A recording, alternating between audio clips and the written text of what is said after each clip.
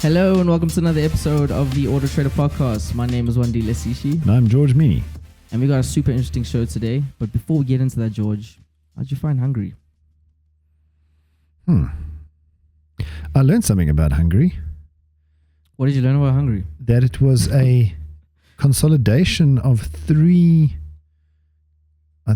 countries, Buda and Pest and some other country. The capital of Hungary is Budapest. Yes. So it used to be three different, I guess, territories. Yes, 3 different territories, and then they consolidated to become Hungary. And now... And the capital is called Budapest because two of the territories. Two of the territories was Buda and Pest. And Pest, yeah. So I didn't know that. And I've been to Hungary a few times. Yeah. I've actually been to Budapest a few times. And they had one of the best races, most importantly. Yeah. I mean, to be fair, I think the second DRS zone is a bit of an unfair DRS zone because there's only one detection point. So if you manage to pass your rival on the first DRS run, you get a second burst of DRS even if you're in front. Yeah. I think that's fair. I mean, they've thought about these things, I'm assuming. And I think they make mistakes too. For sure. And it definitely helps the cars which have straight line speed because, I mean, that's one of the fastest races. Yeah, it's one of the... But that's what I'm saying. It's even worse on that track because it's such a straight line speed, track. But getting to the start... Yeah, the start of the Hungary... Okay. I was, to be honest... Yeah. Were you rooting for... No, I was actually rooting for Lando Norris, right?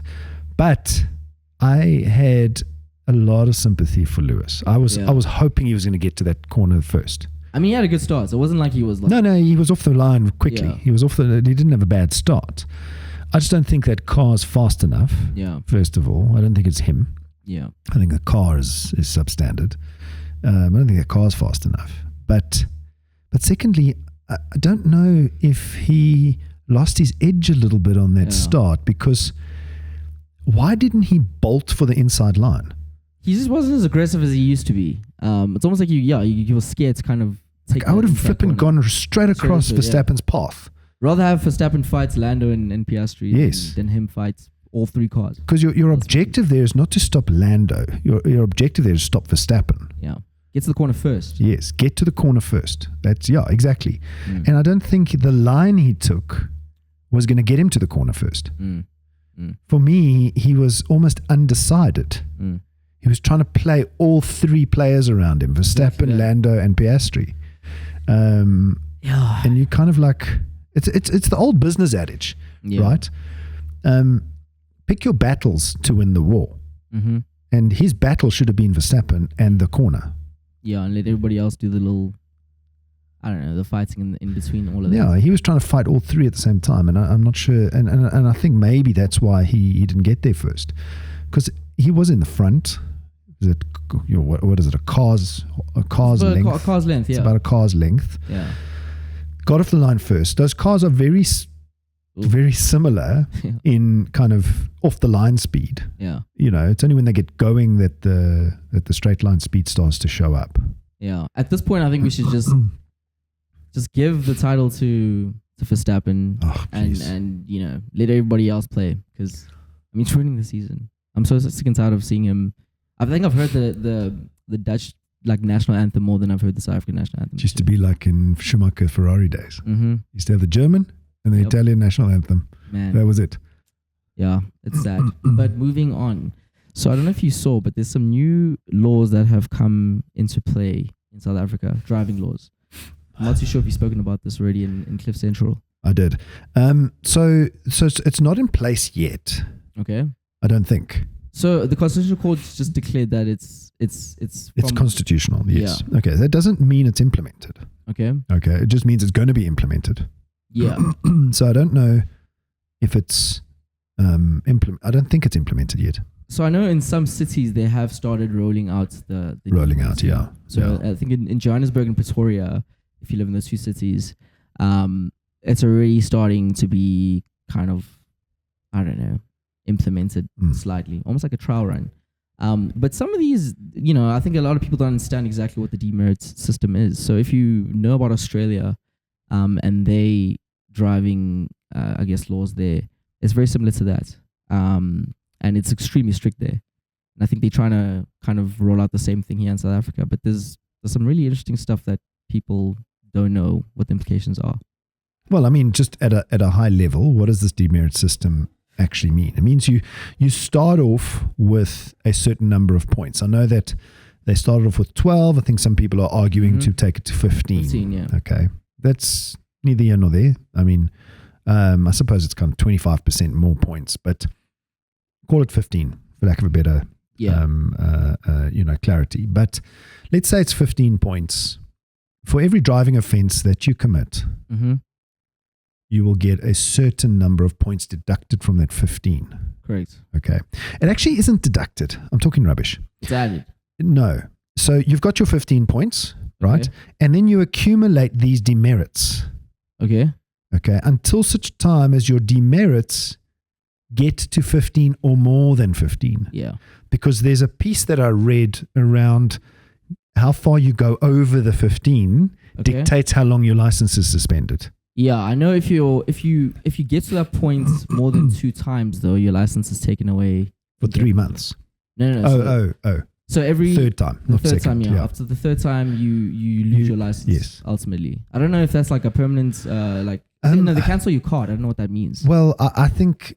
I mean, I'm not clear on it either, but I think what it means is you have to potentially go and do your license again. Yeah, I think that's exactly it. Because if they cancel it, you have to go reapply. Yeah. That's, for me, the logical kind of thing you'd have to do.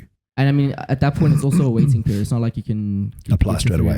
Yeah. I think there's a period where you just can't drive anymore. But there's I think I was looking at the list of the disqualification or the demerited sort of violations that you get. Some of them are really interesting. If you drive with no license, 6 points automatically, which is So this is what I'm talking about. So you could effectively have demerits before you get your next 15 points. Yeah. So if you get caught driving without your license, or a license, 3 times, you've got 18 points against you. Exactly. So then you get your second tranche of 15 points after you've had your suspension period, and automatically you get suspended again. So I know after if let's say you get to the kind of the 15 or whatever the maximum is, if you don't get any more demerited points every 3 months, you lose, or they kind of give you an extra point back. So you can kind of get better. It's not like you stuck at 18 and it's like, oh, I'm stuck there now. You can over time get back to a point where you effectively hit 0 and you're safe again to drive. So if you've got no offenses in a month, after 3 months. Is it every 3 months? Yeah. You get 1 point. So let's say you got the 6 points because you had no number plates, for instance. After 3 months, you'll be on 5. Okay. The next 3 months is 4, et cetera, et cetera. So, I think it's going to help it's going to promote safe driving. That's kind of the goal. But I was having a conversation with, one of our colleagues, and he was like, 2 things. How do you know how many points you have? That's kind of very unclear right now, is how do you go and check where do you stand? And the next thing was, how are they going to enforce this? Because ultimately, if you get stopped by the cops, you could still kind of wangle your way unless there's, I don't know, cameras or something, or some way of proving that this happened. So enforcing it's going to be difficult, I think. That's going to be one of the big challenges. Well, I mean, let's say stopping at a traffic light or a stop sign, okay? Yeah. In all of the instances, most of the instances, a traffic cop stops you, okay, issues you with the fine. If you go to court and you say that didn't happen, there's no way of proving that there's no way of proving that it didn't happen. Yeah. And they're going to take the policeman's word for it. Yeah. You're still going to have to pay the fine. They're like, you can't go there and say, oh, where's your proof? Yeah, where's your proof? None of that, yeah. The burden of proof of the opposite, I would imagine, would be on you. Yeah. You would have to go to court and say, here's evidence that I stopped at the stop sign. In the absence of that evidence, who are they going to believe? They're going to believe the traffic officer. Yeah, obviously. Of course they are.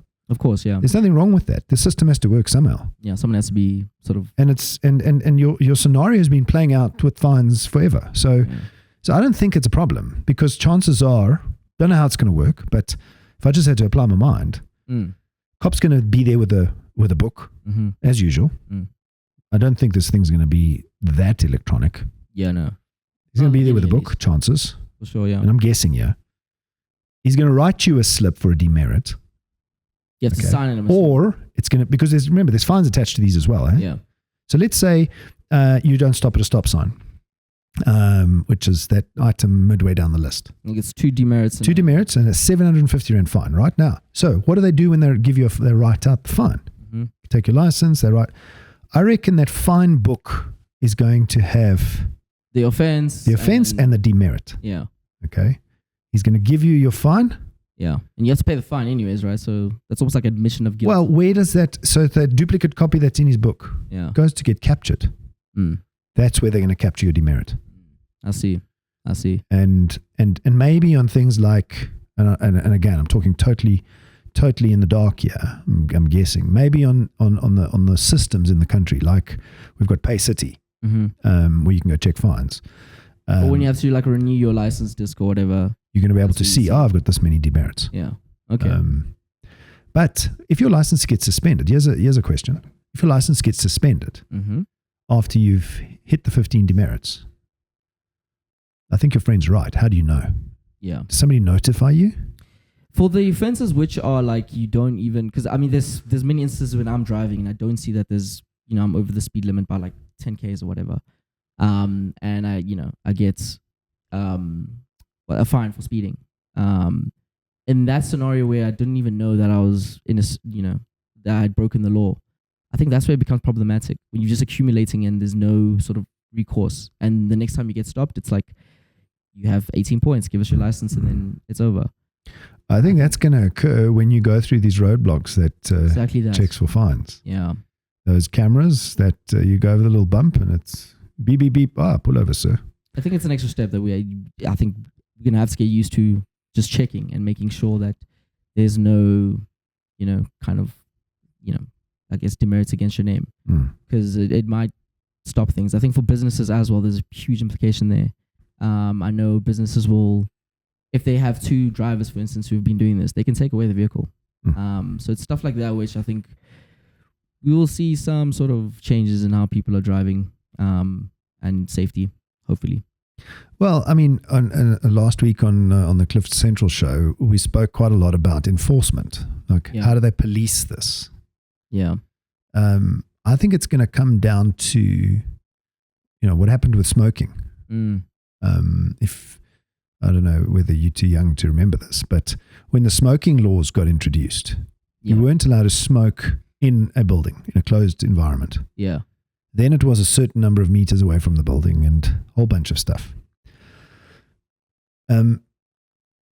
They passed on, when I say they, the authorities passed on the responsibility for policing this onto the owner of the building. Okay. And I reckon this will happen here as well. It'll be passed on to the insurance companies. Okay. And the banks. Yeah. You just won't get finance unless you can produce an like unsuspended license. Additional implications. So when you want to go buy a new car, for instance, then you find out, my license is suspended. Sorry, you got to wait 3 months before you can buy this car. That's where it's going to be potentially policed. So I guess we just have to just kind of wait and see when it's officially. But let's be honest. What is this designed to do? Safe driving, and promoting safe driving, and kind of monitoring the. It's not designed to be punitive. It's designed to change behavior. Yeah. Yeah. In Australia, it worked really well because there's cameras everywhere. Australia's a different beast. Yeah. In Australia, they can actually implement this stuff. Yeah, they've been doing it for years. But it is, like you're saying, I mean, they had lots of different, I guess, things to monitor this. It wasn't just on the building owner, for instance, in the smoking scenario. That's going to be the make or break to see if this actually works. Are you a fan of it? Do you disagree with it? Are you? Yeah, I mean, I think there are too many. I think the problem is different. Yeah. Okay. I think there are too many illegal. I've got no data to support what I'm going to say, but I think there are too many people driving around illegally. Yeah. Right. Potentially with no licenses, cars in disrepair, that are causing a big danger on the road. More so than bad drivers. When I say bad drivers, I mean like dangerous drivers. Driving around without a license is a bad driver.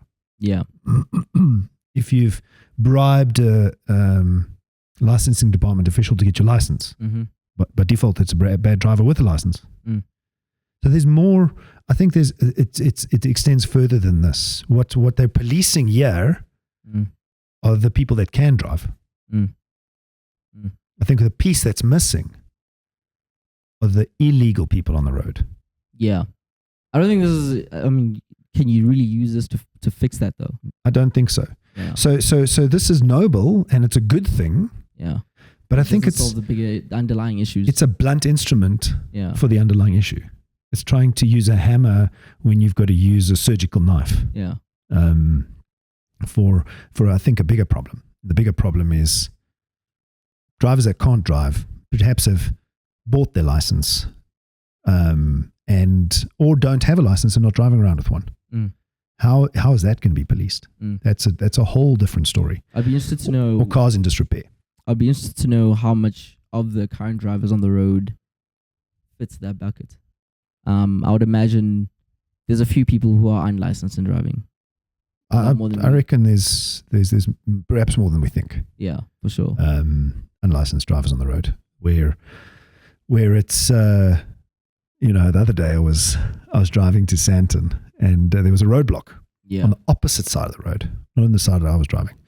There's a roadblock, and they were obviously checking for fines, licenses, and whatever the case may be. And I drove up, and there was a gap in the island. There was 3 lanes on either side, and at the island, a police car was standing facing the direction I was going. Okay, which immediately told me what that policeman's job was to do was anybody that was coming down that road, and approaching the road and trying to do a U-turn, he was going to chase him. 100%. Yeah. No, I've been there. I think I know exactly which place there's been a roadblock. Marlborough Drive. Yeah, exactly that. Yeah. Marlborough Drive, yeah. It's been there for a while. I think they police in that area. I think it's the only way into Santon. So there's a couple of ways, but that's one of the main arterials. Yeah, it's one of the main routes. Yeah.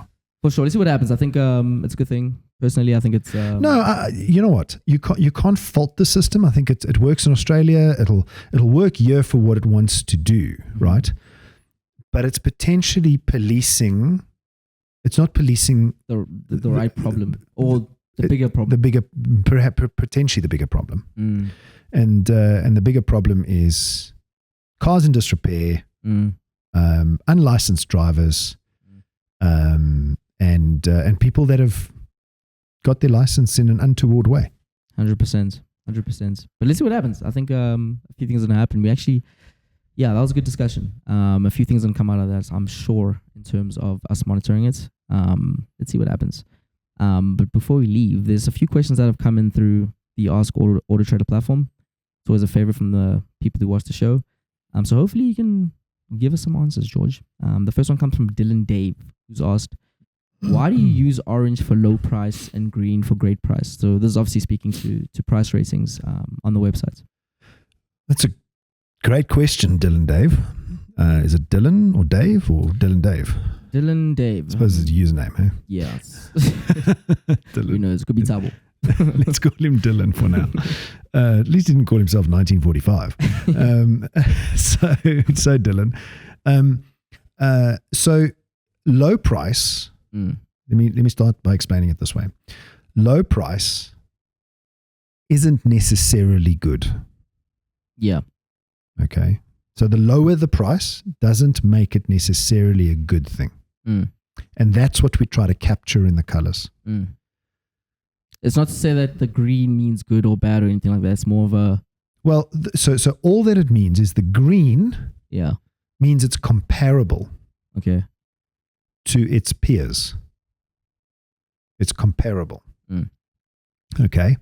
If a price's car is too low, it should be a bit of a flag. Yeah. Check it out. Go and do your research. Why is the car's price low? Is it missing a prop shaft or some wheels? Yeah. So low is not good. It's not like a. No, I'm not saying it's not good. Yeah. It's potentially a red flag. Okay. It could be good. Yeah. Okay. So that's the reason we decided to use green for where it's comparable. Okay. Similarly with red, we could have used yellow for high price and red for low price. It's telling the same story. We just had to use 3 different colors. On the top end of price, red doesn't necessarily mean bad. Yeah. That's speaking to high price. High price, yes. Yeah.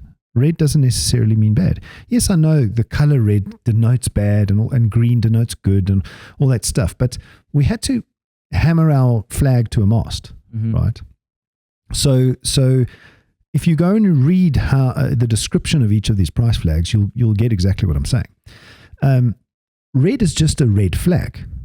It's go and ask more questions. It doesn't mean that car's price isn't worth that car's price, right? It might have a bunch of extras on it that justify its red flag.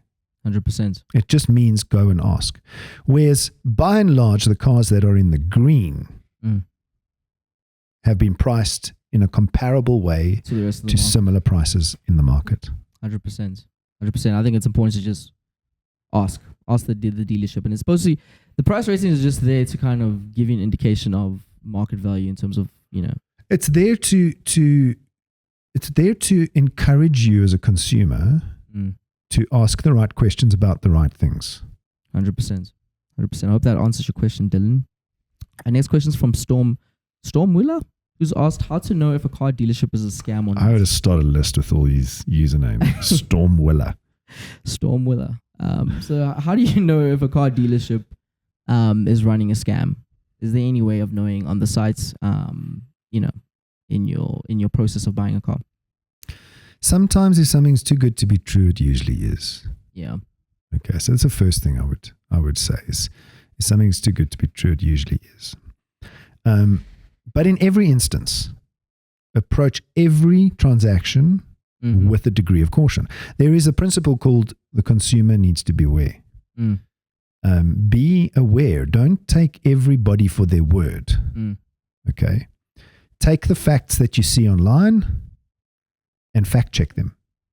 And in terms of like our process on AutoTrader, how do you, is there a level of vetting for the dealerships that we do? Yes. So from a customer point of view, we check that the dealership is a legitimate business. Yeah.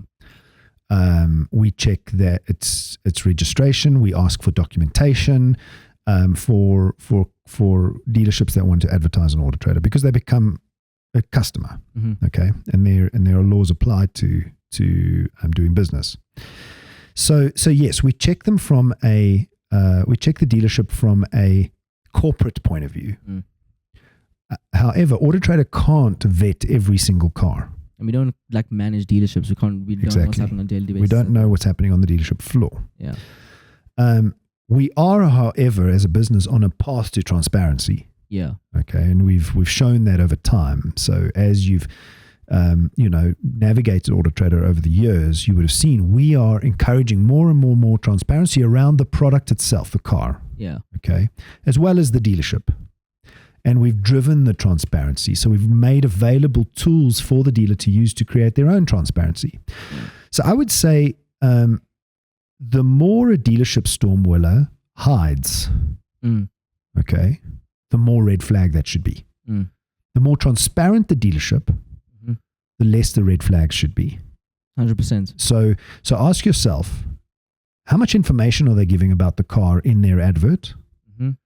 If you go to their website, how much information do they give you? Are they reputable? Do they answer questions on places like Hello Peter, Facebook? When somebody complains or has something to say about that dealership, do they actually answer it? Because not every dealership is going to get everything right all the time. For sure. But do they at least engage with the consumer, or do they try and hide away from it? Yeah. So do your homework, Stormwiller. There's no silver bullet here. You're not going to get a website or a service that's going to allow you to not do that homework. Yeah, 100%. Before I leave you, George, last questions from 1945. Oh, my word. You kind of alluded to this earlier. But when selling a car, how can I prevent being sued if down the track the car gives problems? So this person is not saying that they sold a dud, but in the scenario where they sold the car and all of a sudden the car has some issues, how do you protect yourself from, potentially being held liable for the damage on the vehicle? Okay, you can't. Yeah. Okay, that's the simple truth. The Consumer Protection Act really only applies to business to consumer transactions. Yeah. Okay, by and large. And then there is the principle with used cars called Voetstutz or as is purchasing or buying or selling. And usually that kind of applies. The mechanisms you have at your disposal. So, for 1945, it looks like he's on the side of selling the car. Yeah. Okay. The mechanisms that the person buying the car has is the normal damages court process where I've been hard done by, you've done me in, I'm going to sue you for damages. That's why we have that process in any country, is you can sue someone for damages if you think they have done you in. So the best things to do when you're selling a car then is to just ensure that you thoroughly showcase everything that could potentially be there. 100%. Because if you can show a judge at some point down the line, well, I told this person that this car was in a bumper bashing. Yeah. And the best way to do that is to put it into the purchase and sale agreement. Yeah. So when you sell the car, if you've told the person that, the X, Y, and Z was red flags, put that into the purchase and sale agreement. So at some point down the line, the person can come back to you and say to you, sorry, you didn't tell me about this. 100%. This is all valuable information. Oh, and the other thing is, get a DECRA report. Okay, when you're selling the car. When you're selling the car, yes. Or when you're buying, even better. But when you're selling the car, go and get the car run through a detailed DECRA service. Yeah. DECRA's got a very, very good check that they do on the vehicle. They'll look under the car, they'll get into the bones of the car, and they'll give a report on the car. Give that report to the consumer when you sell it. Yeah. As part of the purchase and sale agreement. 100%. And that's pretty much all the time we have for today. Go Alonso. Yeah, and I'm gonna spar next, so I'm super excited.